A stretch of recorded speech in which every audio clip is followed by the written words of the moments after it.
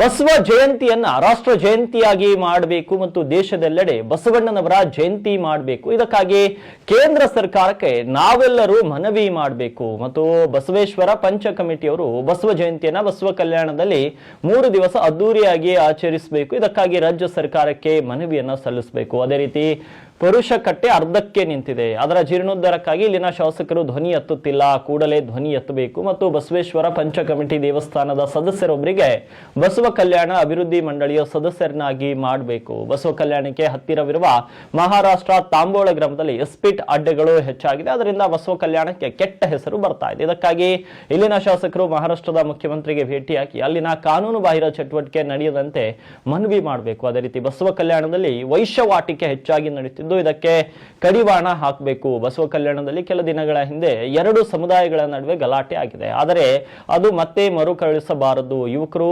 ಮುಸ್ಲಿಮರ ಮೇಲೆ ಹಲ್ಲೆ ಮಾಡಿರೋದು ತಪ್ಪು ಮತ್ತು ಮುಸ್ಲಿಂ ಸಮುದಾಯದವರು ಪೊಲೀಸ್ ಠಾಣೆ ಮುಂದೆ ಗಲಾಟೆ ಮಾಡಿರೋದು ಸಹ ತಪ್ಪು. ನಾವು ಬಸವ ಕಲ್ಯಾಣದ ಜನತೆ ಸಹೋದರತೆ ಮನೋಭಾವನೆಯಿಂದ ಬಾಳ್ಬೇಕು. ಮೊನ್ನೆ ನಡೆದಂತಹ ಪ್ರಕರಣದಲ್ಲಿ ಪೊಲೀಸರ ತಪ್ಪು ಇದೆ, ಅಷ್ಟೊಂದು ಜನ ಸೇರಲು ಬಿಡುವ ಅವಶ್ಯಕತೆಯೂ ಇರಲಿಲ್ಲ. ಆದರೆ ಇಷ್ಟೆಲ್ಲಾ ಪ್ರಕರಣ ನಡೆದ್ರು ಇಲ್ಲಿನ ಕಾಂಗ್ರೆಸ್ ಮುಖಂಡ ವಿಜಯ್ ಸಿಂಗ್ ತುಟಿ ಬಿಚ್ಚುತ್ತಿಲ್ಲ. ಈ ಪ್ರಕರಣದಲ್ಲಿ ಘಟನೆಗೆ ಸಂಬಂಧ ಇಲ್ಲದವರ ಮೇಲೆ ಪ್ರಕರಣ ದಾಖಲಿಸಲಾಗಿದೆ ಅಂತ ಮಲ್ಲಿಕಾರ್ಜುನ್ ಖೋಬಾ ಪತ್ರಿಕಾಗೋಷ್ಠಿಯಲ್ಲಿ ಆರೋಪಿಸಿದ್ದಾರೆ. ಇದು 33 ಮೋದಿ ಸಾಹೇಬಂತಾಗ ನಾವು 20 ಮಾಡಾಗಿತ್ತೇವ್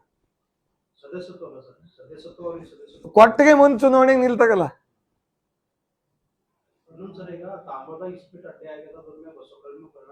ಹಾ, ಹೆಸರು ನಮ್ದೇ. ಅವಾಗ ಅಲ್ಲಿ ಏನ್ ಇಸ್ಪಟ್ ಆಡಕ್ ಬಂದೋಗ್ದೆಲ್ಲ ದಂಧನೇ ಇದೆ. ಇಸ್ಪಟ್ ಆಡೋದು, ಕುಡಿಯೋದು, ಬಸವ ಕಣ್ಣದಾಗೆ ಹೋಟೆಲ್ಗಳದಾಗ ರಿಪೋರ್ಟ್ ತೆಗಸ ಎಲ್ಲ ಹೋಟೆಲ್ದಾಗ ಅವಾಗ ಸಿಗ್ಲತ್ತ. ಅದಕ್ಕೆ बाद ये बसव कल्याण के घटना का एक ले लो, वो अलग. कोई शॉर्ट में बोले तो मैं बाद में ನಡೆದಾವೆ. ಅದ್ರ ಬಗ್ಗೆ ನಿಮ್ ಕೂಡ ಗಮನ ಇದೆ, ಅದ್ರ ಚರ್ಚೆ ಮಾಡೋದು ಬಹಳ ಇಂಪಾರ್ಟೆಂಟ್ ಅದ. ಆ ಸಲುವಾಗಿ ಇವತ್ತಿನ ದಿವಸ ನಮ್ಮ ಪಕ್ಷದ ನಾಯಕರಾಗಿರಂತ ಮಾಜಿ ಶಾಸಕರು ಮಲ್ಲಿಕಾರ್ಜುನ್ ಖೋಬಾ ಸಾಹೇಬರು ಅವರ ಕಾರ್ಯಕರ್ತ ಮತ್ತು ಎಲ್ಲರ ಜೊತೆಗೆ ಬಹಳಷ್ಟು ಇಂಪಾರ್ಟೆಂಟ್ ವಿಷಯದಲ್ಲಿ ಇವತ್ತು ಚರ್ಚೆ ಮಾಡೋ ಸಲುವಾಗಿ ಇಲ್ಲಿ ಕರೆದಿದ್ದಾರೆ. ನಮ್ಮ ಪಕ್ಷದ ಸಿಟಿ ಅಧ್ಯಕ್ಷರಂತ ಡಾಕ್ಟರ್ ಜಿಯಾವುದ್ದೀನ್ ಇಲಂಕರ್ ಅವರ ಇದ್ದಾರೆ. ಪಕ್ಷದ ಎಲ್ಲ ಕಾರ್ಯಕರ್ತರು ಮತ್ತು ಎಲ್ಲ ಪದಾಧಿಕಾರಿ ಕೂಡ ಇಲ್ಲಿ ಇದ್ದಾರೆ.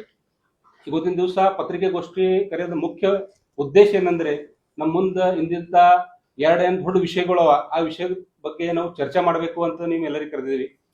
ಪ್ರಥಮ ವಿಷಯ ಏನಂದ್ರೆ, ನಾಳೆಗೆ ಏನದ ಬಸವೇಶ್ವರ ದೇವಸ್ಥಾನ ಪಂಚ ಕಮಿಟಿ ಚುನಾವಣೆ ಅದ.